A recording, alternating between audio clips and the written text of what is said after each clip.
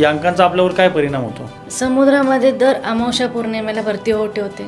चंद्राचं काहीतरी कनेक्शन असतं ना त्यासोबत. राईट. चंद्र जेव्हा पृथ्वीच्या जवळ येतो किंवा पृथ्वीच्या लांब जातो समुद्रामध्ये भरती ओहोटी होते. हो.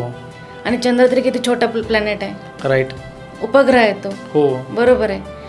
जर चंद्राचा समुद्राच्या पाण्यावर परिणाम होतो तर माणसाच्या शरीरामध्ये किती टक्के पाणी? राईट. 70%. 70% पाणी. म्हणजे तुम्हाला वाटत नाही का की त्याचा परिणाम आपल्या शरीरावर आणि मनावर होत असेल? हा, होत असेल ना. 100% होत असेल. हा छोटा प्लॅनेट असून एवढा परिणाम होतो. बाहेर ते इतके मोठे मोठे ग्रह आहेत, गुरुग्रह म्हणा, बुधग्रह म्हणा, मोठे ग्रह आहेत, मग त्यांचा सुद्धा आपल्यावर परिणाम होतो. अच्छा. हां. मी म्हणेन की 100% आपल्यावरती ग्रहांचा परिणाम होत असतो. जर एखादा व्यक्ती आहे की त्याचा यावर विश्वास नाही आहे तर त्याला आपण काय सांगाल की अंकशास्त्र हे कसं वर्क करतं? विश्वास बसण्यासारखी उदाहरणं पण आहेत. ओके. एक उदाहरण देते. एखाद्या व्यक्तीची जी जन्मतारीख 1 असेल, मुलांक 1 असेल आणि भाग्यांक 8 असेल, ओके, तर त्या व्यक्तीला स्ट्रगल आहेच आहे. ओके.